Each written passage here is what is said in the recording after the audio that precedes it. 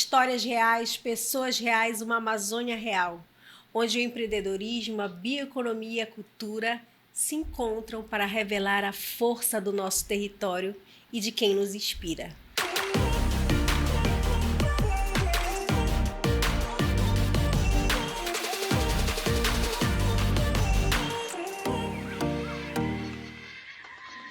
Hoje a nossa conversa é com alguém que atua de maneira muito ativa na cultura amazônica. Jornalista, produtor cultural, cineasta, atual presidente do Conselho Municipal de Política Cultural de Santarém. Ele tem aí anos de trajetória fortalecendo as ações culturais, mas também do audiovisual, e vai contar um pouquinho da sua história, além de ser meu amigo pessoal. Seja bem-vindo, Fábio Barbosa, ao Amazônia Cast. Muito obrigada pela tua presença. Obrigado, Natasha. Quero aproveitar e desejar, sucesso ao podcast. Eu acho que a gente é carente de espaços como esse para falar de empreendedorismo, de inovação, de cultura. Então, saúdo essa iniciativa, que eu acho que é um caminho muito interessante e um espaço importante para a gente falar desses temas. E aí, é exatamente sobre isso. Tu falou empreendedorismo e eu queria saber dessa tua trajetória, que aí é extensa, né? Não querendo revelar a nossa idade, mas a gente começou jovem nisso, né? E eu queria saber como é que tu se conectou de fato à cultura, né? Principalmente, mas e nesse processo como é que tu se conecta também a ser um empreendedor do teu capital intelectual? Olha, eu diria que a gente começou bem cedo mesmo, né? Eu praticamente com 8 anos estudava na Escola Padre José de Encolino, em Oriximiná, que é a minha cidade natal. E a gente tinha uma professora chamada Adriana, que eu adoro, Adriana Pontes, e ela deu um trabalho para a nossa turma que era fazer teatro. E aí nós começamos justamente a trabalhar nessa perspectiva de produção teatral dentro da escola. Algum tempo depois eu mudei de escola, fui para o Santa Maria Gorete, era a escola que a minha mãe trabalhava, né? Então tinha mais amigos e a gente construiu um grupo de teatro. Esse grupo de teatro foi da 4ª até a 8ª série. E o que é muito interessante dessa perspectiva é que dentro do grupo a gente não só atuava, eu era o autor. Então eu escrevia os espetáculos, né, numa máquina de datilografar que era do meu avô. E esse é um processo que eu sempre digo, é um processo criativo extremamente interessante. Crianças e adolescentes que crescem com cultura terão uma perspectiva bem diferente de vida e de visão. E eu sempre saúdo muito a minha mãe por ter permitido naquele momento que eu tivesse essa janela. Confesso para você muito assim que eu gostava mais de fazer teatro do que estudar, porque eu sempre achei assim que o estudar era muito obrigatório, sabe? E aí, como bom aquariano, eu tinha um certo grau de dificuldade de seguir muitas dessas regras, a questão de estudar. Então, o que eu gostava de fazer, de fato, era fazer teatro. Mudo para Santarém para estudar o ensino médio e chego no Álvaro Adolfo e olhei no primeiro dia de aula, a gente cantou o hino. Teve toda uma apresentação da escola e a escola tinha um sistema de som, né, com um megafone no pátio central e caixinhas de som nas salas. Eu olhei aquilo e já falei assim, isso pode ser uma rádio, né? E eu lembro que eu acho que se não foi no segundo ou foi no terceiro dia eu bati lá na porta da direção com a professora Joana e perguntei para ela o seguinte, falei, o que vocês fazem no intervalo com essas caixas de som? Eu vi que não rola nada, não tem som, a gente não podia fazer uma rádio disso? Aí ela olhou assim para mim, tipo... que eu tinha acabado de chegar, né? Quem é esse garoto? Aí ela falou bem assim, calma, de que turma tu é? Eu falei, do primeiro ano. Aí ela falou, não, vamos conversar. Isso era 2004, né? Então, naquelas férias de 2004, eu não fui para Oriximiná, eu fiquei em Santarém e eu pedi um ofício para o colégio. Um ofício pedindo recursos que era para passar com os empresários.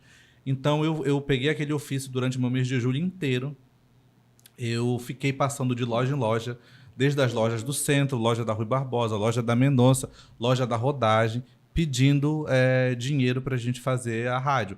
Porque o que acontece? A gente tinha que transferir a rádio. Eu já cheguei pensando em muita coisa, né? Porque eu já cheguei lá querendo tirar o sistema de som da direção, né? Sempre ousado, né? O sistema de som já iria para uma outra sala. Só que eu não queria uma sala qualquer, eu queria construir um estúdio. Né? Eu falei, já queria mexer na estrutura do prédio e a gente queria construir um estúdio, então foi essa a ideia. Então por isso precisávamos de recurso, né? Então eu acho que eu consegui na época uns R$800 Que era muito, né? Que era muito, né? Era muito dinheiro, assim. Hoje, uns 2.000, 3.000 reais. Então, assim, isso pedindo, e aí tenho a lista, inclusive tenho até hoje a lista de todas as empresas que ajudaram. A primeira, inclusive, foi a IC Variedades. Então, a gente fez um projeto da rádio e, paralelo a isso, a gente fez um jornal impresso. O jornal impresso tinha um custo, mas a publicidade pagava. Então, a gente já chegou montando um sistema de comunicação, que era uma vontade que eu tinha lá em Oriximiná, mas naquele momento não me foi permitido. E a arte ficou um pouquinho no ano de 2004 de lado. Em 2005, a gente se conhece, onde a gente se conhece no Sesc em Cena. Né? Então, descobri que tinha um grupo de teatro, onde tinha oficinas, né, essa coisa toda, e eu fui participar. Então, voltei a ter contato com a arte. Passei ali um leve tempo, né, de 2004, ausente, digamos assim.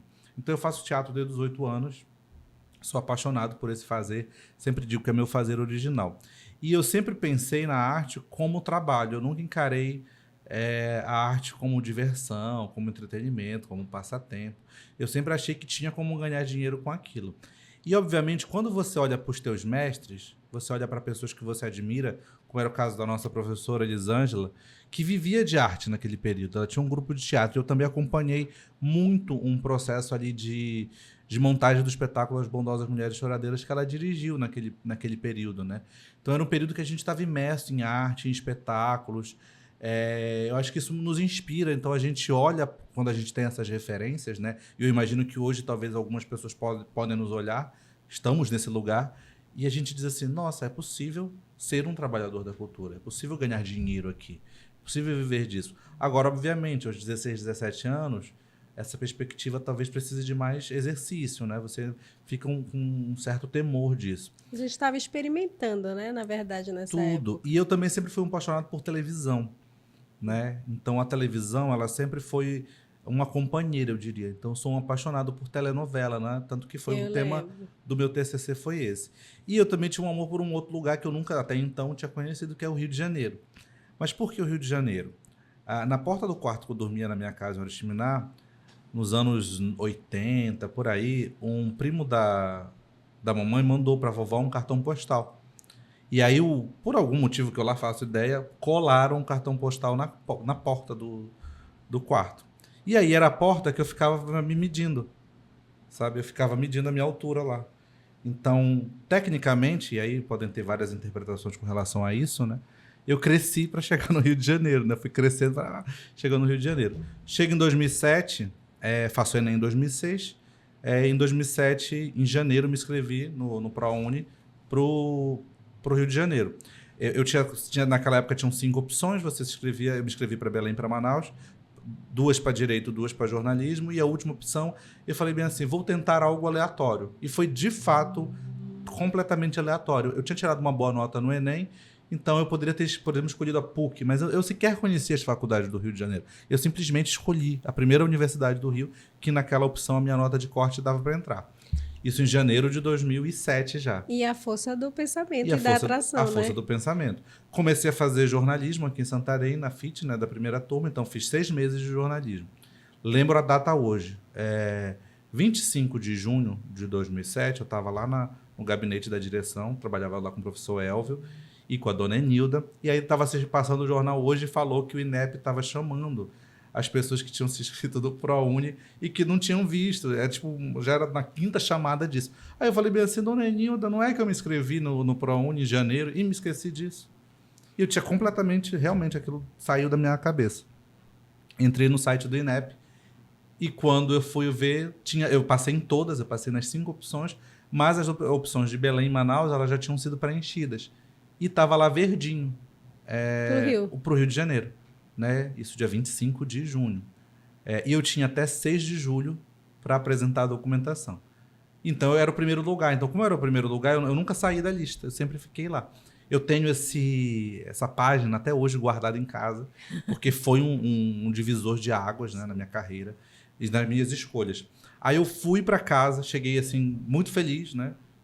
Mamãe morava em Oriximiná, liguei para ela e tal. Titia também ficou muito feliz, mas todo mundo pensou assim, legal, passou, parabéns. E agora? Mas você não vai, né? Você não vai porque, Rio de Janeiro, até 6 de julho, impossível.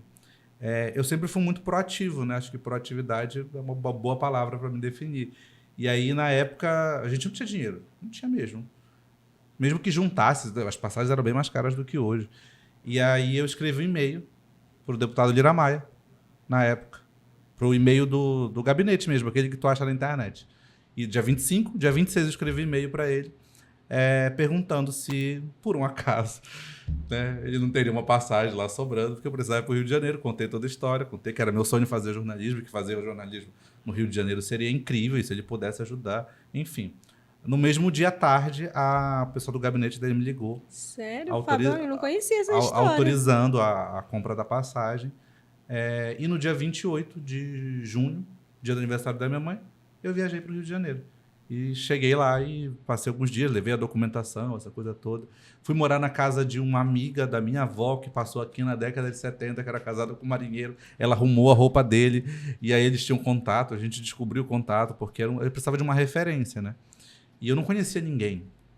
A gente tinha um parente, mas ele morava para Jacarepaguá, e aí Jacarepaguá era muito longe de Ipanema, onde era a minha faculdade. Então, esse trânsito de 2, 3 horas seria complexo, né? Então, eu fui morar em Botafogo, na casa da tia Maria Luísa, que era essa amiga da vovó. Fiquei lá durante o tempo até me enturmar. Então, assim, foram muitas coisas, né, que me levaram até esse lugar. E aí, para e pensa, Rio de Janeiro, Globo, né? Então, eu tinha o jornalismo, mas eu tinha a novela, né? Então, eu tinha teatro, eu tinha programação cultural, então eu tinha muita coisa para fazer, né? Na minha primeira semana no Rio, eu morava em Botafogo, praticamente na frente do Canecão, que é uma casa de show que não existe mais, mas super famosa. E aí eu não tinha dinheiro, Nath. Cheguei lá assim, sei lá, acho que a mamãe me deu R$300 e foi isso, era o que eu tinha para passar por um mês. A minha primeira compra do supermercado deu 250. Falei assim, acabou o dinheiro. Aí comprar só ovos, né? Tipo isso. E eu adorava o Rio que vende panetone o ano todo, né? Então eu sou doido por panetone, eu não comprava pão, só comprava panetone. E aí tá, aí soube que tinha o show da Maria Bethânia. Isso na primeira semana. Eu cheguei, sei lá, numa terça, resolvi as coisas da faculdade, na sexta-feira tinha show da Maria Bethânia no Canecão. Aí eu falei, tô fazendo nada aqui em casa, me arrumei e fui pra lá pra porta do Canecão, na esperança de ver a Maria Bethânia, né? E imaginei assim, vai ter artista lá, né? Tá cheio de artistas, se é show da Maria Bethânia vai ter artista. E aí fui pra lá. E aí eu falei pro carinha da portaria, na maior cara de pau, falei bem assim, moço, quando tem esses shows assim, sobra lugar? E se sobra lugar, tipo, depois que começou, vocês não vendem, né? Aí ele olhou assim pra mim e falou, às vezes a gente deixa as pessoas entrarem. Eu falei bem assim, e já tem uma lista pra isso? Aí ele falou, não. Eu falei, posso ser o primeiro? Se tiver algum lugar, você deixa eu entrar? Aí eu contei toda a minha história. O menino que veio de Santarém, da Amazônia, não sei o quê. Já tinha uma narrativa, né? Eu falei, bobo não é. E aí ele falou, tudo bem, se tiver lugar, mais tarde eu volto aqui pra avisar. E aí eu ouvi aquilo, mas eu achei assim, gente, não vai me voltar aqui, né? E aí acho que o show começou, e aí passou assim uns 40 minutos, ou seja, tinha passando bastante tempo do show, e ele voltou. E ele falou, tem um lugar, pega aqui, a mesa tal. E eu fui para uma mesa, porque no Canecão não tinha arquibancada, ninguém ficava em pé, era só mesa, sabe? Então eu sentei numa mesa, nesse dia tava a Marieta Severo, tinha vários artistas. E aí eu fiquei assim, caçando artistas, né? Falei, já chegou chegando, né? Já cheguei chegando. Então assim, eu tenho todas as fotos desse dia. Acho que foi um dia muito bonito, porque Maria Bethânia tem uma composição muito maravilhosa, né? A música, ela recita poesia durante o show. Então, eu também venho de uma trajetória de escrever poesia, né? Então, foi muito bonito. E aí eu falei bem assim, quero fazer isso. Isso é legal. E isso que eu digo é a produção, né? Enfim. Então, pois é, mas tu falou do teatro no começo, né? Que tu começou com 8 anos, que foi o que te pulsou bastante. Aí tu já migra para o jornalismo, né? Contando essa história incrível. Que eu conheço ele desde essa fase, tá, gente? E eu não sabia dessa história. E a gente se conecta realmente lá no Alvaradolfo, com o Sesc Cena, né? Faz algumas coisas muito interessantes, inclusive no Alvaradolfo, para o teatro. E aí a pergunta que eu te faço é porque eu, nessa época, eu sou jornalista também, mas eu não me imaginava ainda como jornalista. Eu queria ser atriz, né? O meu sonho era ser atriz, então não tinha nenhum curso de teatro aqui e eu também não pensava numa perspectiva fora, né? Tu não imaginava ser ator também? Como é que tu imagina assim, bom, eu vou ser jornalista, ou foi igual eu? Bom, é a opção que temos de jornalismo, porque na época foi que chegou o curso de jornalismo em Santarém, né? Foi nesse mesmo período, que não existia também. E aí eu disse, ou eu vou fazer direito, ou vou fazer jornalismo, mas eu queria teatro. Na falta do teatro, eu fui para o jornalismo. Contigo foi assim, ou tu digo, não, eu quero me formar em jornalismo e em outro momento eu vou ser ator. Ou você também queria ser ator? E aí as opções na época veio. Como é que foi? Eu acho que o Sesc em Cena, ele me deu muitas noções, né? Eu acho que uma delas é assim, eu descobri, por exemplo, e não foi só o Sesc em Cena, né? Eu fiz o Projeto Crescer com o Vicente Guedes também, que foi muito importante para essa construção minha artística. Mas eu me apaixonei pelo jornalismo quando eu comecei a fazer a rádio na escola. E aí eu fiquei muito apaixonado por aquilo. E eu, de fato, ali, gravaram uma matéria com a gente na TV Tapajós, na rádio, e foi a Val Nascimento. Eu lembro de como aquilo me pareceu mágico. Eles ligaram, a gente foi no estúdio da rádio, né? Que era no terceiro pavilhão. Ligaram aquelas luzes, aquilo tudo, e eu falei bem assim, eu gosto de rádio. Rádio é legal. Mas isso aqui é melhor, dá mais trabalho. Isso aqui aparece a nossa imagem, A entendeu? TV, né? E assim, eu era tão doido pelo jornalismo, Natasha, que eu, em casa, eu assistia, na hora do almoço, eu assistia o telejornal, principalmente o Jornal Hoje, né? E aí eu botava a TV no mute, botava o fone de ouvido e sentava na mesa e ficava repetindo, sabe? Eu botava o fone, aí o Evaristo Costa, na época, né? E aí ele ficava dando as notícias, eu ficava reproduzindo as notícias, como se eu estivesse com um ponto, né? E aí reproduzindo tudo que ele dizia. E tentando ter postura, né? Essa coisa toda. E aí, logo, quero ter um terno, quero estar arrumado. Então, inclusive, quando eu entrei na faculdade de jornalismo aqui nos 6 primeiros meses, que foi o que eu estudei na FIT, eu ia sempre pronto para televisão, entendeu? A gente é muito parecido nesse sentido. Eu ia muito arrumado para a faculdade. Sempre foi. Porque eu entendi a faculdade como esse lugar que a gente tem que estar preparado. E também, assim, vez ou outra, eu queria ser notado, né? Sim. Então, estar arrumado é um princípio disso. Passava o maior calor, que hoje em dia eu não me presto a esse serviço de ficar muito arrumado, porque é quente, né? Então não dá, a gente só está arrumado assim porque estamos no ar-condicionado. Mas naquele período, sim. Então, não foi que eu decidi que eu ia ser jornalista. O jornalismo me escolheu, ele estava aqui na minha veia, né?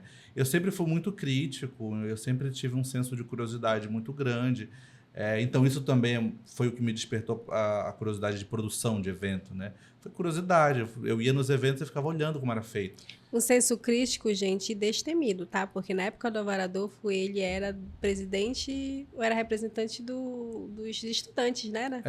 A gente fez uma eleição do Grêmio, né? Do Grêmio, exatamente. E eu acho que o período do Álvaro Adolfo também... O Álvaro Adolfo, eu diria o seguinte, os 3 anos que eu passei lá, eu pouco estudei. E eu falo isso com um certo orgulho e com uma certa vergonha. Mas por que com certo orgulho? Porque eu era um adolescente extremamente ativo na escola e eu fazia quase todas as coisas possíveis naquele espaço, né? Então eu fazia desde a rádio, a representação estudantil. E em 2006, nós tivemos uma greve de ônibus. Foi, eu lembro. Né? Em 2006 tivemos uma greve de ônibus por causa do aumento da passagem de ônibus naquele período. Um dia eu peguei o ônibus saindo aqui de casa na Nova República, indo para o centro, e aí aquele vale amarelo, né, uma fichinha amarela, não aceitaram, porque eles deixaram circulando na cidade uns ônibus que não eram das empresas, eram como se fossem linhas substitutas, né? E eles não aceitaram o vale. E eu tive que pagar a passagem, que eu acho que era 50 centavos. Eu cheguei no Álvaro Adolfo muito irritado. Aí liguei na época pro Wallace, amigo meu, mas que politicamente dentro do colégio nós tínhamos lados opostos. Mas eu liguei pro Wallace e falei, tu tá por onde? Tu pode vir aqui na rádio pra gente conversar? E aí o Wallace falou, vou. Que nessa época o Wallace, se eu não me engano, era presidente do Grêmio. E aí nós juntamos mais algumas pessoas ali na sala, mais umas 2 ou 3 pessoas, e a gente começou a pensar em o que fazer para mudar essa realidade, porque os estudantes naquele período estavam sendo prejudicados a nível da cidade. E aí o que nós pensamos a priori? Nós pensamos, temos a força da comunicação das rádios na escola. Naquela época, Álvaro Adolfo, São Francisco, José de Alencar e Pedro Álvares Cabral. Eram as 4 escolas que tinham rádio. O que nós pensamos? Vamos fazer paralisações. Cada colégio paralisa a rua mais movimentada da sua proximidade. Então, Álvaro Adolfo parava Barão, o São Francisco parava Mendonça, o Cabral parava Cuiabá e o o José de Alencar parava a rodagem. Nós íamos fazer um caos nessa cidade. Mas a gente não conseguiu fazer isso porque a galera das rádios não topou. E o São Francisco, o Genildo também não topou, porque o Genildo era muito próximo da direção da escola e é um colégio católico. Ia ser um pouquinho mais complexo. Mas vocês fizeram, Mas né? fizemos isso. Só o Álvaro Adolfo fez. No dia seguinte, nós fomos para frente da escola, chegamos cedo e não deixamos ninguém entrar na escola. E quem já tinha entrado, eu comuniquei na rádio, sem autorização da professora Joana, que não ia ter aula. Mas... Então, nós tiramos os estudantes que já tinham entrado e não deixamos ninguém entrar.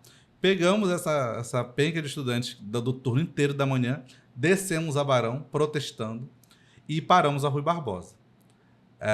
E isso nós fizemos totalmente sem aviso. Não tinha aviso, nós simplesmente fizemos. Não satisfeito, porque precisava de mais gente, eu fui lá no Rodrigues. E eu não lembro por quê, mas a direção deixou eu entrar nas salas.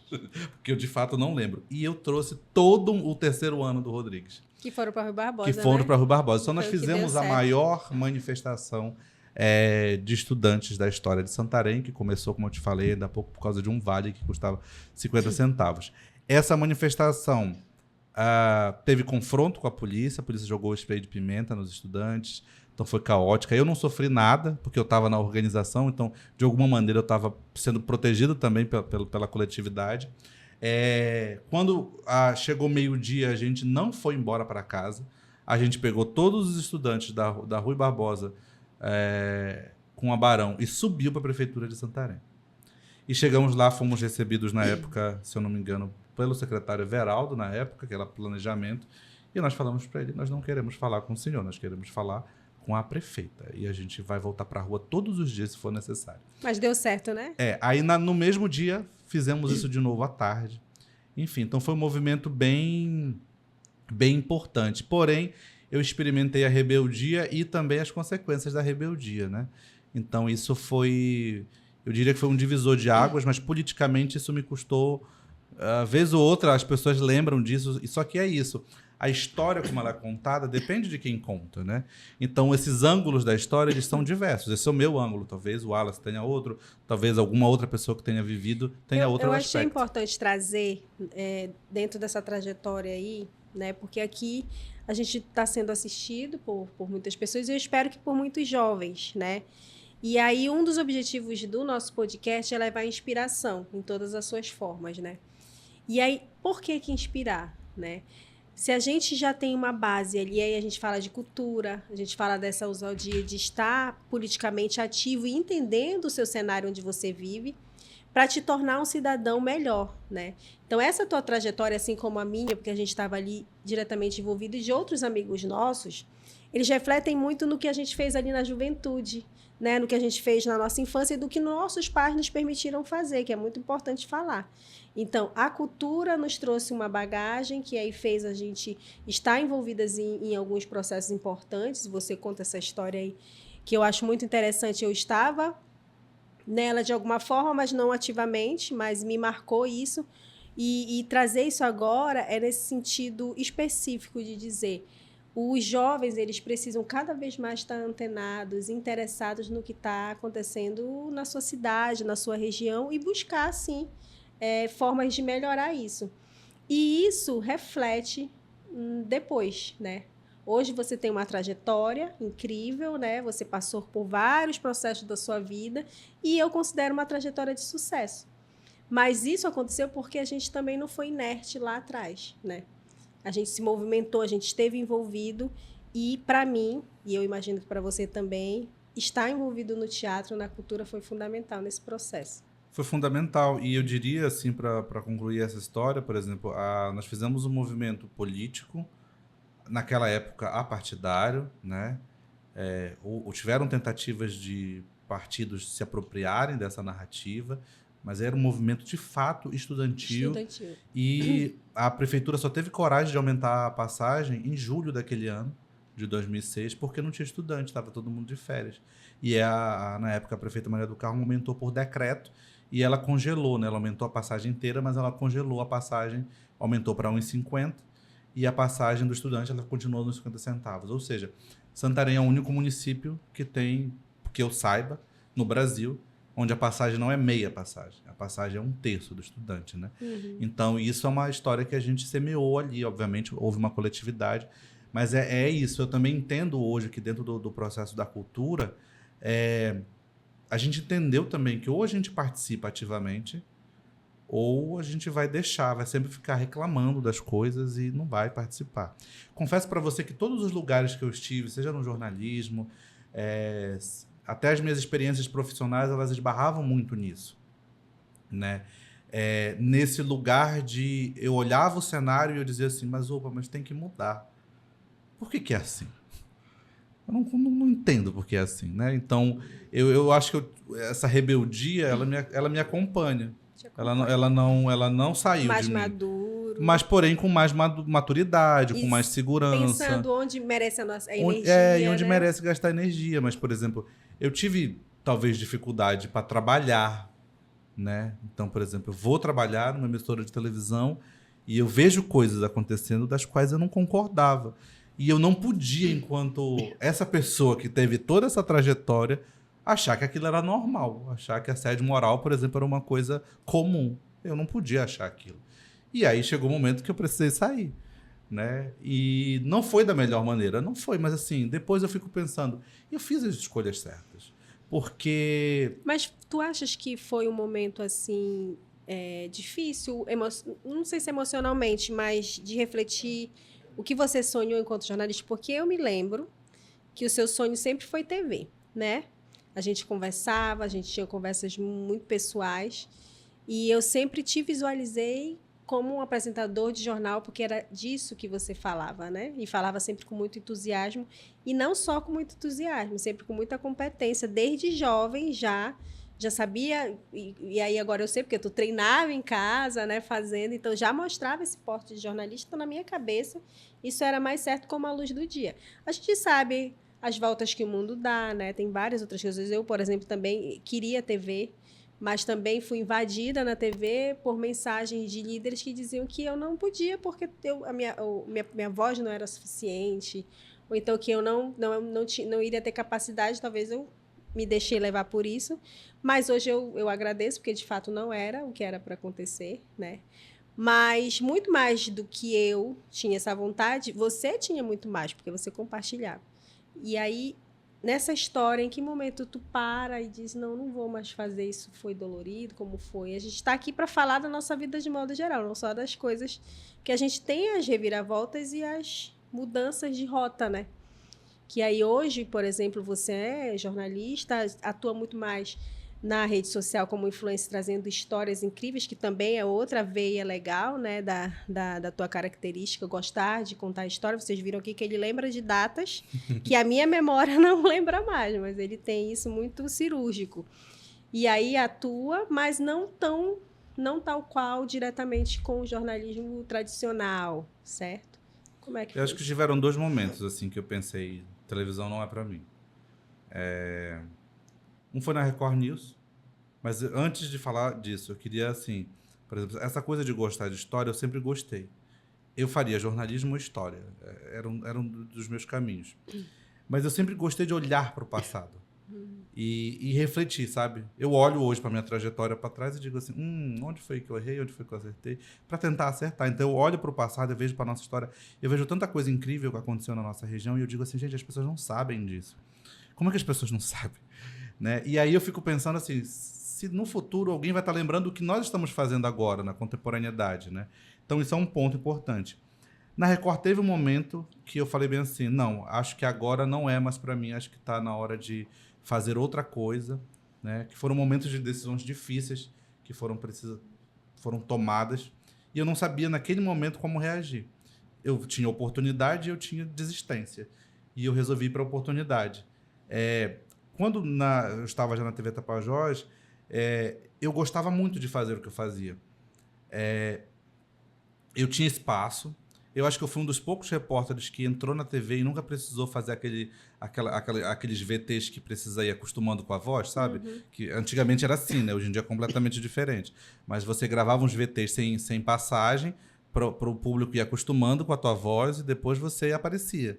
Né? Eu não, meu primeiro VT eu já gravei passagem, foi uma matéria sobre o aumento do pão. E já fui entrando, as pessoas já me conheciam, né? Eu já era uma pessoa conhecida na cidade. Então, também, assim, eu sempre digo, a TV Tapajós deu uma projeção maior para minha carreira, mas eu não cheguei lá sendo ninguém. Eu já era um jornalista, as pessoas já me conheciam. Nós dois fizemos um bom trabalho na Record News, então a gente já estava vindo com uma trajetória excepcional. Ganhamos moção de aplausos da Câmara com a série Santarenos, então já tinha uma trajetória ali. Inclusive, eu acho que dentro de outros veículos, difícil dizer que um outro veículo, naquele período, por exemplo, de competir em grau de qualidade com a TV Tapajós. E nós tínhamos isso com um orçamento pequeno, com uma equipe minimamente grande, né? Aliás, uma equipe pequena. Enfim, então, eram muitos desafios. E na TV eu tinha todo o conforto da estrutura da TV, que naquela época era bem robusta, né? Então, só que é isso. O problema não era o que a gente passava na tela, as pessoas gostavam.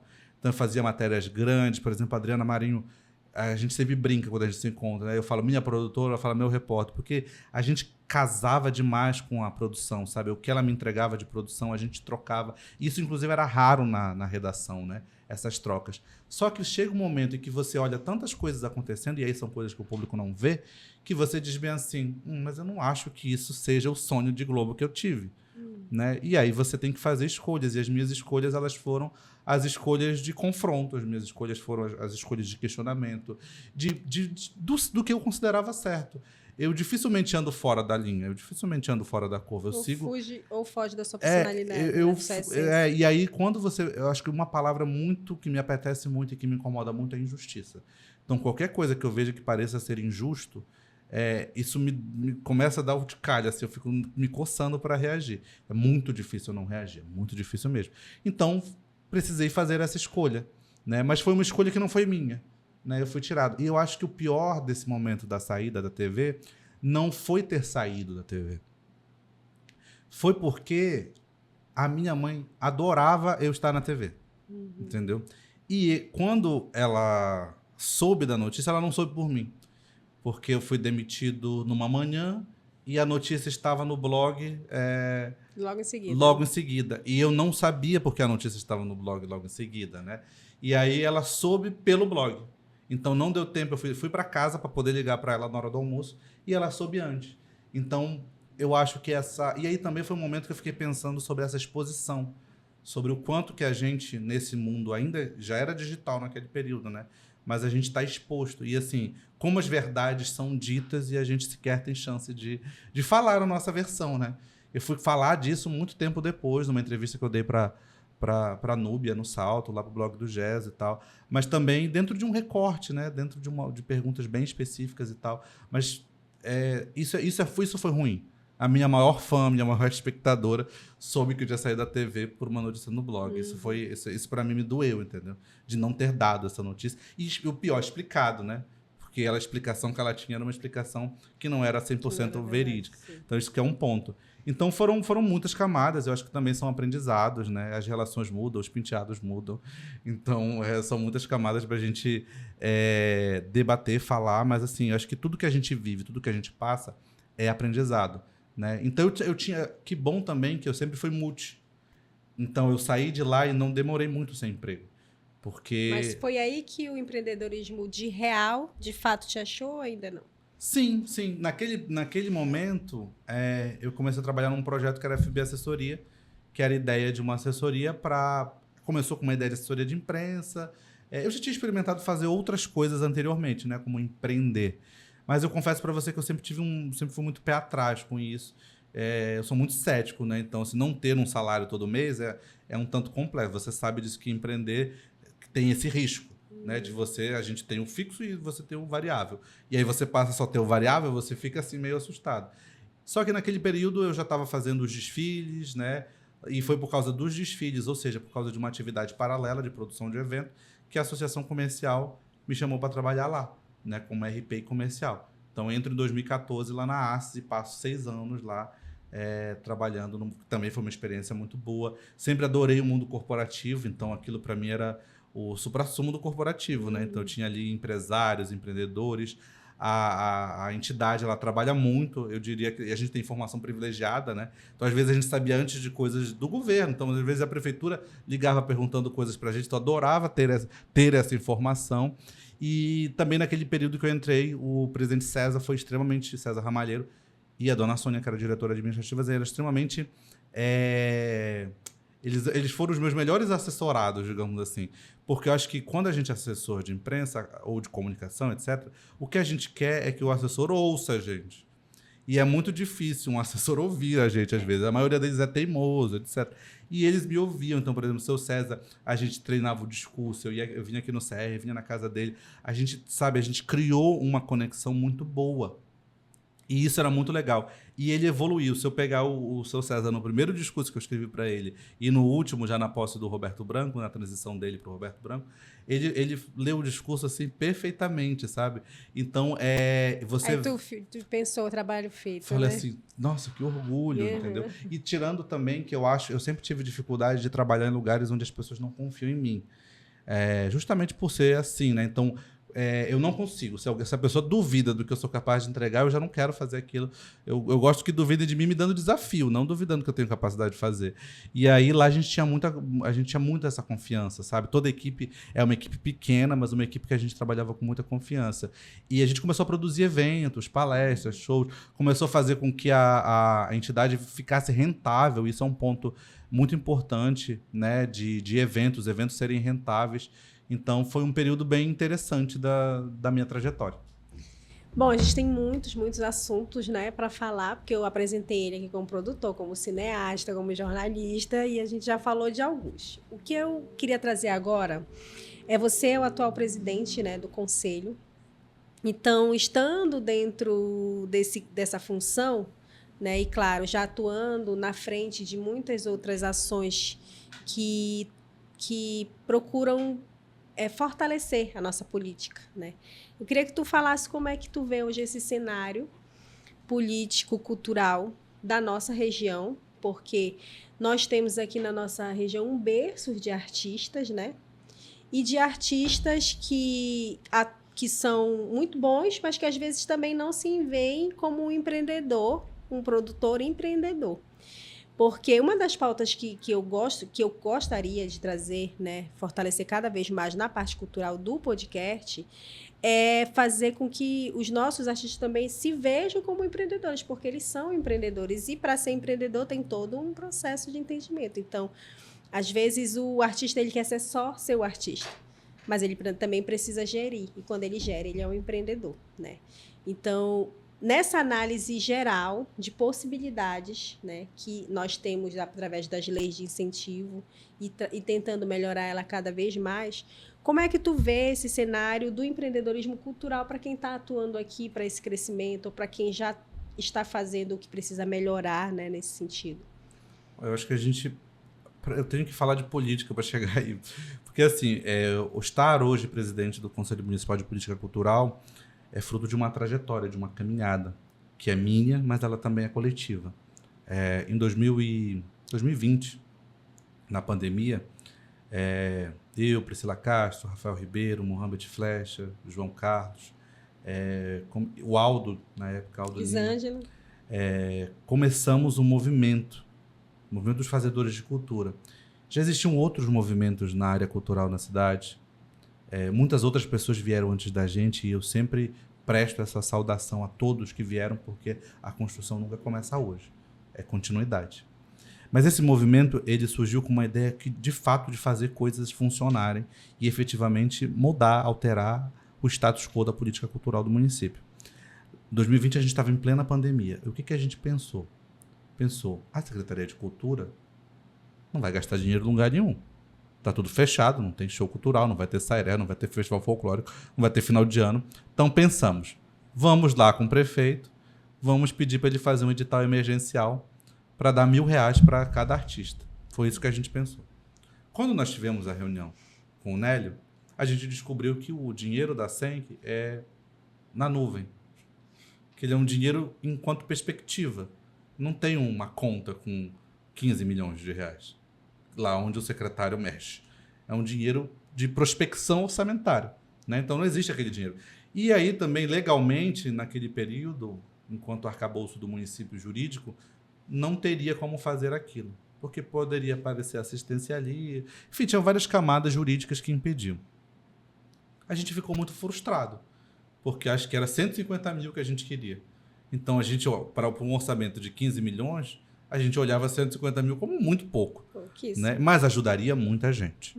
Né? Enfim, compreendemos esse processo e tivemos muita dificuldade com o gestor na época, né? O gestor da cultura, apesar do prefeito ter sido super receptivo. Então, a gente entendeu que ou a gente ocupa esse espaço político, que são os conselhos, seja ele do município, seja do estado, ou a gente não vai avançar. Porque se somos nós as pessoas mais incomodadas com algo que não está acontecendo, para a gente mudar isso só a gente estando na política. Isso vale, inclusive, para a Câmara de Vereadores. Então, a gente entendeu esse processo, entendeu que precisávamos agir de maneira coletiva e ter mais força em número, né? Então, o grupo começou a crescer, essa coisa toda. Então, vamos fazer a revitalização do Conselho. E aí, a primeira presidente desse pós hoje a secretária, Priscila Castro, depois o Jean Araújo e agora eu. Então, é um processo político e que não é um processo político não pensado. Ele é estratégico e planejado, de ocupação de espaço, como estamos fazendo agora, como fizemos na TEIA, como estamos fazendo no Conselho Estadual de Cultura, e assim, eu brinco, daqui a pouco a gente está no Conselho Nacional. E é isso, porque, primeiro, as nossas questões amazônicas elas são muito específicas, né? Então, é tudo mais caro fazer aqui.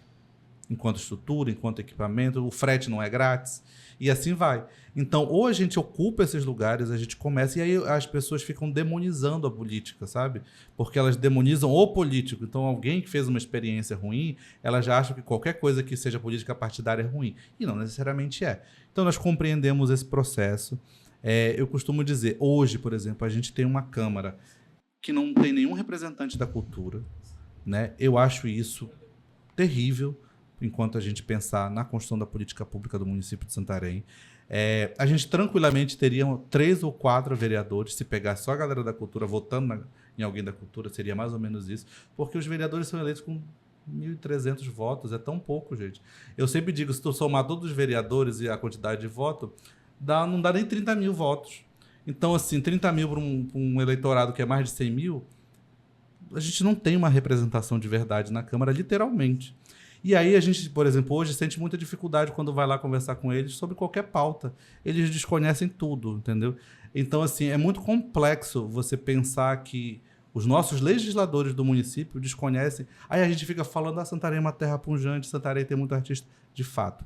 Vai ter que fazendo um trabalho de letramento. Tem que fazer um trabalho de letramento. Só que aí eu tenho que fazer um trabalho de letramento com o fazedor de cultura, com o político, com o vereador, com o político que nem foi eleito, que ainda vai ser eleito, porque a gente precisa convencer esse cara também que cultura é importante. Sabe o que eu me lembro, só abrindo parênteses com relação ao que está pulsando agora? Porque agora nós, né, estamos envolvidos no que podemos melhorar e estar envolvidos nas políticas para a gente ter voz e vez, né? Enquanto região do Baixo Amazonas, enquanto santarenos. E eu me lembro que na época do SESC, que nós estávamos lá, e não só do SESC, tínhamos naquela época muitos outros grupos pulsando, né? E uma coisa que me marca muito é que sempre que ia começar a mostra de teatro, no primeiro dia, a gente fazia uma espécie de manifestação cultural, mas ela era uma manifestação política também para ser visto. Ao mesmo tempo, a marcha de Tespes. A marcha de Tespes, obrigada por lembrar, exatamente. Que a gente estava construindo isso. Tu observa a diferença que as pessoas que naquele momento, e nós adolescentes ainda, né, sendo conduzidos pelos nossos líderes, e tu bem falou, na época, Elisângela, que nos levava, né, sempre nos envolvendo nesse processo, mas tínhamos outros também que tinham os outros grupos, que tu vai lembrar melhor do que eu. Mas o que eu quero dizer com isso? Que naquela época a gente fazia a marcha de Tespes para tentar melhorias para a cultura e, ao mesmo tempo, pulsava muito mais grupos de teatro, principalmente, atuando, né, fazendo seus ensaios nas suas casas ou nos seus espaços. Tanto que a mostra de teatro você tinha muitas opções, que hoje a gente percebe que é um pouco menor, que é um pouco mais difícil, mas que não é tão ruim, porque as pessoas que estavam lá hoje são as que estão correndo atrás para trazer melhoria e para resgatar esse pulsar que existia, né? Que tem aí, nós temos aí um corte de tempo, né? De correr atrás de melhorias para a cultura. Tu consegue visualizar dessa forma? Porque tu falando agora, eu acabei de me lembrar, porque as pessoas que tu cita são pessoas que estão na cultura já em outros segmentos, mas do teatro, né, que é o que a gente estava mais envolvido, são também as pessoas que hoje são poucas, mas que estão tentando trazer essa melhoria novamente. Então, a gente tinha isso lá, ou seja, nós fomos letrados lá, né? Nós aprendemos como buscar melhorias, aí passou esse tempo e hoje tenta trazer de novo, porque hoje eu vejo muito mais forte novamente. Não só essa parte cultural de apresentações, mas principalmente de trazer melhorias para que a gente possa atuar como produtor cultural, como artista, de forma mais digna e justa, né? Concordo, acho que a gente passou por um processo de letramento que foi fundamental. Como eu falei, as gerações que vieram antes da gente tiveram lutas significativas, mas numa perspectiva de futuro, eu sempre digo o seguinte: eu não quero daqui a 10 anos estar lutando de novo, exatamente, pela cultura. Eu quero que a nossa geração a gente faça legado, que a gente deixe coisas resolvidas, não coisas por resolver. Porque a gente, por exemplo, tudo que a gente está falando em 2026 são pautas de 2006. Sabe? Público para mostra de teatro, Fundo Municipal de Cultura, tudo isso já tem 20 anos. Então, assim, por que não andou? Porque eu passei um tempo fora, né? Morando no Rio. 6 anos, praticamente, morando no Rio. Então, eu fico pensando assim, por que não mudou? Então, a nossa missão não é mais ficar pensando em como mudar. Tem que mudar. E, assim, eu também acho que a gente tem que formar lideranças novas. Eu sempre digo, tenho um mandato de 2 anos, já está indo para 1. Eu não serei presidente de novo. E não quero ser. Eu só serei ex-presidente e tá tranquilo. Eu já quero lutar por outra coisa. Depois eu até brinco, eu vou pro Conselho de Patrimônio encher o saco lá dos casarões antigos. Então, assim, eu acho que é isso. A gente não pode ficar, sabe? Senão a gente fica enxugando gelo. Senão a gente vai passar o resto da vida. Por exemplo, a gente ainda fala de construir um teatro em Santarém. Já era para ter construído. A gente ainda fala em reforma da Casa da Cultura. Meu Deus, essa casa tá quase para cair. E não se sabe, tipo, são as mesmas pautas, nada mudou. Então, assim, mudou a gente, ficamos mais velhos, mas você imagina se Elisângela daqui a pouco, sabe, vai fazer 80 anos, ainda vai estar Elisângela, vamos lutar pelo teatro. Entendeu? Não, a gente tem que deixar legado para a geração que passou, para nossa e para as que virão. Então, eu acho que assim, urge a gente dar pontapés iniciais e começar a jogar essa bola e fazer as coisas acontecerem. Senão a gente sempre vai ficar passando. É complexo fazer isso? Mas eu acho que com estratégia, aí a gente encarando a política partidária como um caminho essencial para isso. Porque eu sempre digo, Natasha, a gente reclamou muito, a nossa geração principalmente, que é dos 30 mais, quase 40. A gente reclama muito da política hoje em dia. Nós reclamamos. Mas quem de nós foi para a política? Sabe? Quem de nós se ousou a ser candidato de alguma coisa? Pouquíssimos. Porque tinha medo, porque demonizava a política. E aí a gente não mudou nada. Quando eu vejo alguns nomes da política, eu falo assim, meu Deus, mas eu era criança. E ainda é a mesma essa pessoa ainda já era vereador. Então, assim, o que essa pessoa faz lá? Ela não faz nada, entendeu? Ela nem aprendeu nada, porque se tu conversar com essa pessoa, você vai entender o que eu estou dizendo. Então, assim, a gente precisa mudar essas coisas. E isso se passa por compreender o seu papel social, o seu papel político de transformação. Então, ou a gente começa a transformar agora, ou a gente vai estar se lamentando daqui a 20, daqui a 30 anos. E eu não quero. E eu acho que Santarém, a gente passa por muitos perrengues na cultura, historicamente. Eu sempre dou o exemplo, né? Eu falo bem assim, o governo / iniciativa privada construíram o Teatro da Paz em Belém. O governo / iniciativa privada construiu o Teatro Amazonas em Manaus. As orquestras, as filarmônicas, as óperas passavam por Santarém. Quem construiu o Teatro Vitória? Não foi o governo. Então, o nosso governo nunca gostou de cultura, os nossos governos. Quem construiu o Clube Dramático foi o Clube Dramático que construiu o Teatro Vitória, lá no final dos anos 1800. Foi iniciativa de pessoas como a gente. Eu brinco com o Mohamed, né? Foi a Atas de antigamente que fez isso.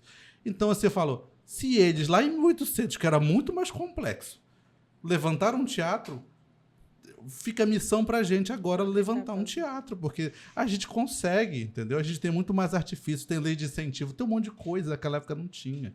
E assim, as gestões que passaram ao longo da nossa história em Santarém foram difíceis, as gestões que tiveram esse carinho, esse amor pela cultura.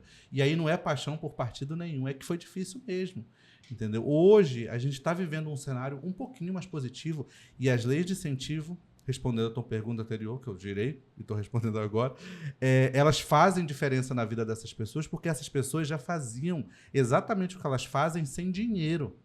Quando ela tem um edital de 10, de 20 mil, ela tem a oportunidade de fazer com recurso. Isso vai fazer a diferença na entrega dela. Então, por exemplo, em 2020, você vai ver que na primeira Aldir Blanc, nos primeiros editais do município, eram pouquíssimas pessoas se cadastrando, as pessoas não entendiam esse processo, não entendiam de fazer portfólio. Agora, quando elas começam a ser letradas, quando elas compreendem esse processo da construção de portfólio, de fazer um projeto que está acontecendo, isso muda. E isso dá dignidade para as pessoas. Isso dá um upgrade no fazer cultural dela, faz ela se sentir empreendedor. E agora, a nossa missão também, eu acho, é alcançar mais pessoas. A gente precisa alcançar as pessoas dos interiores, das comunidades ribeirinhas, dos territórios indígenas, dos quilombos. Essa galera talvez ainda não tenha sido alcançada. Então, a gente precisa fazer esse dever de casa. Isso é o dever de casa para o nosso conselho, esse é o dever de casa para a Secretaria de Cultura, esse é um dever de casa para a gestão pública como um todo. Aproveitando que tu estás falando sobre isso, para quem está nos assistindo, e antes da gente passar para o último tema e já encaminhar para o nosso encerramento, eu queria que você falasse para quem está nos assistindo que quer, né? Que quer melhorar o seu processo de escrever projeto, por exemplo, para fazer um bom portfólio, desde a origem, porque a gente não sabe nem fazer seu portfólio. E não é porque ela não quer, é porque ela, de alguma forma, não teve esse acesso. E eu queria que tu trouxesse, assim, quais os caminhos, né, enquanto presidente do conselho, que a pessoa pode procurar. Tem instituições, o próprio conselho pode orientar essas pessoas que querem melhorar para escrever seus projetos, né, para ter sua arte melhor vista e talvez conseguir arrecadar esse recurso. Qual é o caminho? Para quem ainda não está nele. Eu respondo, mas aí eu também faço uma crítica aos nossos fazedores de cultura, porque o que eu tenho visto? Eu tenho visto um movimento... A Santarém, nos últimos anos, recebeu centenas, tá, de formações na área da cultura. Seja em portfólio, seja em fazer projeto, etc. Todas as vezes que eu vou numa oficina dessa, algumas sou eu que ministrei, eu sempre... Nunca está o público completo. Nunca estão os 30 inscritos, 60 inscritos. Sempre está faltando gente. Algumas oficinas recentes que eu vi, assim, tem 30 pessoas, tem 10 pessoas, 5 pessoas. Então, assim, essa parte de formação, ao menos na área urbana, a gente está muito bem servido. Não sei o que acontece com as pessoas. Talvez é interesse, talvez é a data, talvez é o horário, não sei. Mas isso tem avançado. E eu digo sempre, por exemplo, não é institucionalmente falando dever e papel do conselho fazer isso. O nosso papel é fiscalizar a gestão pública, fazer iniciativas, etc. E acompanhar esse processo. Obviamente que a gente é proativo, né? Então a gente tem tentado fazer isso. Eu acho que hoje as pessoas precisam se enturmar também. Porque não adianta, cada vez mais, não adianta você estar sozinho. O teu grupo folclórico, o teu grupo de dança, ele não vai sair do lugar dele, ele não vai ser visto se ele não entender que você precisa trabalhar em coletivo e compreender a coletividade. Com a coletividade, você vai saber que tem edital aberto, que tem uma oficina de portfólio, que tem uma oficina de projeto. Então é isso. Às vezes é chato o grupo de WhatsApp. Eu, por exemplo, detesto. Sou a primeira pessoa que sai de grupo de WhatsApp quando acaba a função dele. Mas, assim, alguns grupos são necessários a gente estar para saber disso e ficar focado nessas pautas. Tem muita oportunidade, Natasha. Na área da bioeconomia, você sabe que tem oportunidade, só que às vezes a gente tem que fazer o dever de casa de fazer a parte chata, que é ler o edital. Que é o básico, né? Que é o básico. Aí, por exemplo, você vai dizer, mas a linguagem do edital às vezes é difícil. A gente tem melhorado essa questão da linguagem, os editais estão cada vez mais simplificados, só que a gente não pode esquecer também um ponto que é muito fundamental, é recurso público. Então, recurso público é monitorado, né, pelos tribunais de contas, etc. Então, não dá para você não ter um certo grau de burocracia, ainda que seja simplificado. Então, nós avançamos muito nesse aspecto. As pessoas precisam prestar conta. As pessoas precisam fazer um relatório. Como é que faz um relatório? Né? As pessoas, eu sempre digo, tenho que defender o nosso. Tem que ter assessoria de imprensa os projetos, para gerar links. É link que pra presta conta, né? É link que gera comprovação. Tem que ter mídia, tem que contratar as produtoras, tem que contratar os produtores de conteúdo, sabe? Então tem que fazer o dinheiro girar, porque quando a gente fala em economia criativa, é justamente isso. É o dinheiro circulando, né? Então, assim, é o acessório que vai ser comprado para figuração, para o figurino do filme, sabe? É a roupa que vai no brechó, etc. Isso gira. Então, hoje, por exemplo, pensa que é 2 milhões e 400 que o município recebe da Política Nacional de Blanc por ano, é 2 milhões e 400 que o município não teria, ou o município de Santarém não investiria 2 milhões e 400 em editais da cultura. Ele não faria isso, não ia mexer lá no tesouro para fazer isso. investe porque é governo federal.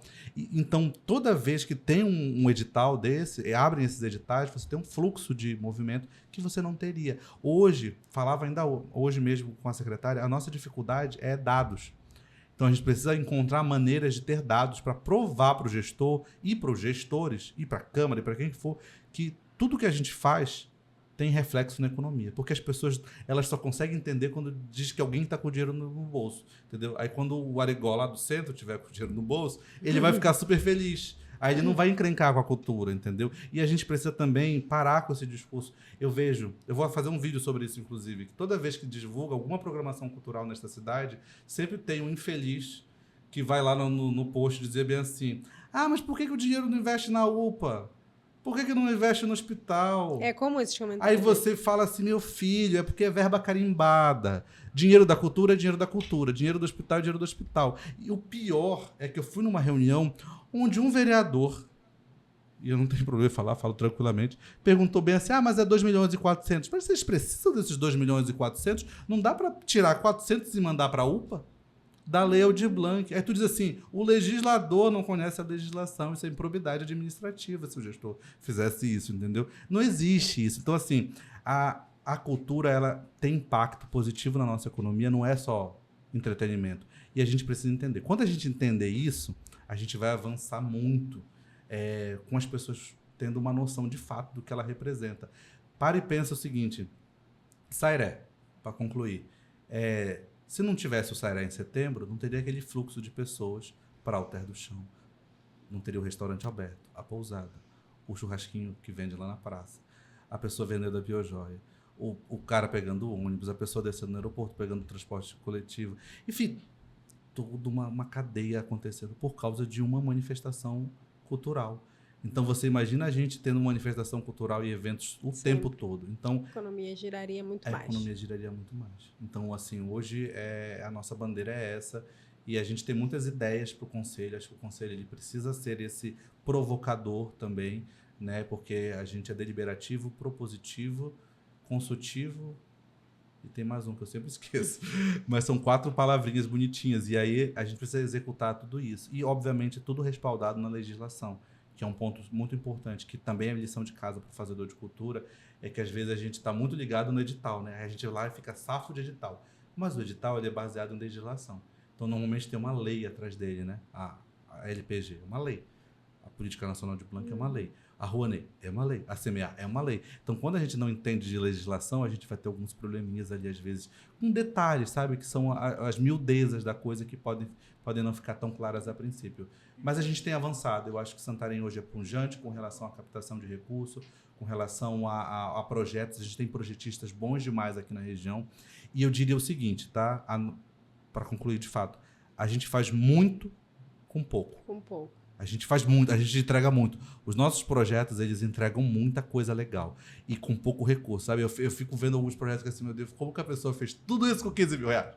Entendeu? E aí tu fica assim, pô, a gente é incrível. E todas as vezes que eu viajo para alguns lugares, e aí eu vejo, principalmente a Belém, tá? E aí eu vejo alguns projetos, eu vejo alguns eventos, eu digo, cara, a gente Santarém, às vezes, a gente deveria ser mais corporativista, porque a gente é muito bom. É que quando a gente foi, a gente conseguiu, né? Teve um resultado muito bacana na teia, e eu ia falar isso que é do coletivo, que é quando você tem uma causa em comum, pessoas que querem lutar por ela, porque todos vão se beneficiar, se articulam, fazem no coletivo e transformam, né? Que a gente teve um feito muito legal, que agora você vai como delegado também, né? Lá pro TEIA Nacional. Mas eu acho que o exemplo disso é o exemplo de que seria uma das minhas dicas, inclusive, para quem faz cultura aqui, né? É se apropriar disso, estar próximo de quem está cada vez mais fazendo as suas atividades culturais e que quem quer entrar, procurar os espaços, né? Pode procurar a própria Secretaria de Cultura para entender que grupo eu posso entrar para me saber desses editais ou para me aprender um pouco mais, ou então para eu realmente levantar essa bandeira. Porque se a coisa for muito unilateral, a coisa não avança. Mas quando você está no coletivo, que é o que a gente tem falado basicamente aqui, né, que eu penso que é a palavra-chave, é você entender o coletivo da forma correta que ela tem que ser. Por quê? Porque a gente tem um objetivo em comum. O que é? Melhorar as possibilidades de políticas culturais, o que a gente pode fazer para atuar, para gerar renda, porque todo mundo quer sobreviver. né? E a gente não consegue ser, as pessoas não conseguem ser artista por querer ser, porque nem sendo herdeiro, né? As pessoas fazem porque também precisam alimentar sua família, precisam ter seu bem-estar, né? Ter sustentabilidade familiar. E para isso é um objetivo comum de correr atrás para ter essas melhorias. Como? Se juntando, né? Tendo esse coletivo, correndo atrás. E é o que eu sinto falta, mas que eu vejo também que é um movimento que tem mudado, que as pessoas, né, quem está hoje levando vocês, né, inclusive, e quem veio atrás, vem tentando trazer e aumentar esse grupo. Quando você tem corpo, você tem força de pessoas atuando, buscando, as coisas vão melhorando, né? E eu sempre digo, se tem um jovem aí assistindo a gente, um jovem talentoso, questionador, quer mudar o status quo da coisa, pelo amor de Deus, apareça, manifeste-se, porque a gente precisa de gente questionadora, a gente precisa de gente querendo mudar o mundo. Eu sei que às vezes é difícil pensar nisso, né, aos 16, 17 anos, mas é possível, é possível. A gente tem mudado, o mundo talvez ainda não, mas a nossa realidade a gente tem feito isso, e isso é um bom passo. E é assim que muda o mundo, né? É de pouquinho em pouquinho do lugar onde você está. Bom, para a gente encerrar, né, vamos falar de forma bem resumida da sua pauta de cineasta, né? Você tem aí alguns trabalhos feitos que já circulam nacionalmente. E eu queria que tu falasse um pouquinho enquanto esse olhar de cinema, né? E esse olhar que é empreendedor e que traz outras pessoas para trabalharem, né? Que atuam na arte, que são empreendedores culturais e que tem toda uma cadeia, né? Tu citou o exemplo da agora, é aquele que faz o figurino, é aquelas pessoas que fazem os acessórios, né? É o cinegrafista, é o diretor de arte, né? Envolve todo um grupo de artistas e de profissionais que atuam na cultura. E eu acredito que o audiovisual é um dos que conseguem mais somar, né? Esse grupo maior para fazer a economia girar. Justamente por ser multi, sempre gostei de fazer muita coisa ao mesmo tempo. Hoje eu estou reduzindo um pouquinho, mas eu normalmente gosto de fazer muita coisa. Eu sempre pensei no audiovisual como um caminho, já que eu queria fazer televisão, né? Então, consumi muita novela nos anos 90, né? Então, sou apaixonado por novela, tanto que eu fiz... o meu TCC foi sobre telenovela. Então, esse aspecto é bem importante. O que eu penso? A gente tem uma possibilidade de contar histórias aqui incrível. Se eu pegasse os meus vídeos, né, esses vídeos que eu faço para as redes sociais contando histórias de lugares, etc., isso já daria... Eu faço com tanto carinho que algumas pessoas falam, são documentários. Para mim, na minha cabeça, funciona como se fossem documentários. Então, eu não faço à toa. O meu processo criativo ele demora um pouquinho mais do que o comum, porque eu preciso de espaço, eu preciso de pesquisa, etc. Nós começamos a produzir o que é Sairé em 2021, né? Foi um filme produzido em plena pandemia, também fruto de um edital da Lei Aldir Blanc naquele momento, edital do Sesc. E ele vai contar justamente essa história sobre o Sairé, porque parte de uma pergunta minha, né? O que é Sairé? O que as pessoas acham que é o Sairé? E isso foi, só para você ter ideia, teve vários desdobramentos que hoje eu sou apresentador da transmissão da TV Encontro do rito tradicional do Sairé, né? Então, todo ano eu tô lá durante os 5 dias falando sobre as coisas que eu pesquisei lá em 2017 e 2021, que renderam um documentário. Então, também parte muito de uma inquietude, né? Normalmente, os meus projetos, eu fico me perguntando assim, mas por que tal coisa nunca foi mostrada? Eu não gosto de fazer coisas que todo mundo faz, então eu sempre estou querendo fazer alguma coisa diferente. E projetos que me estimulam, inclusive, a aprender coisas diferentes. Eu não gosto de fazer coisas que eu já fiz. Então, o que eu já fiz, vai ser dificilmente eu vou fazer um documentário sobre Sairé de novo, entendeu? Eu já fiz. Então, assim, isso me aguça. Então, o audiovisual ele tem essa possibilidade. Todo produto audiovisual ele vai ser um novo produto audiovisual. Vai ser uma nova história a ser contada. E isso é a minha natureza, de gostar de coisas novas. Então, maravilhoso. Eu gosto de fazer isso. E em 2024 a gente produziu 8 filmes, né, locais, contando com a série Amazônidas, que é homônima do podcast, dirigida pelo Diego Alano, grande parceiro nosso. E também fizemos Mãe Vira Porca na Ilha do Itapera, que foi um filme onde eu pude participar de todo o processo criativo, né? Desde o projeto até a execução enquanto diretor e produtor executivo. Isso foi um processo, primeiro, por ser ficção, extremamente importante. E a gente aplicou muito do que eu estava aprendendo na produção de Rio de Sangue. Então, enquanto estrutura organizacional, eu repliquei tudo que a gente estava fazendo no cinema nacional, no cinema local. Isso foi incrível, porque a gente viu todas as áreas, desde a produção de arte, da produção de locação, tudo funcionando, sabe? E aí me sentia às vezes um maestro, sabe? Daquilo tudo rolando. E eu tive pouquíssimo trabalho, pouquíssima dor de cabeça, porque cada um eu deleguei coisas, que aí é uma dificuldade às vezes de fazer, né? De quem tá na liderança, às vezes é difícil delegar. E tudo estava funcionando, tudo fluiu de uma maneira tão incrível que eu acho que o produto final, ele também tem muito a ver com a coletividade de cada um ter a sua liberdade criativa, sabe? Então a galera da arte só me apresentava as coisas meio que na hora de executar, sabe? Vamos fazer assim. A galera da imagem, da produtora, também só trazia naquele momento. Obviamente, muito passou... O Átila foi meu diretor de fotografia, mas muito passou pelo meu olhar.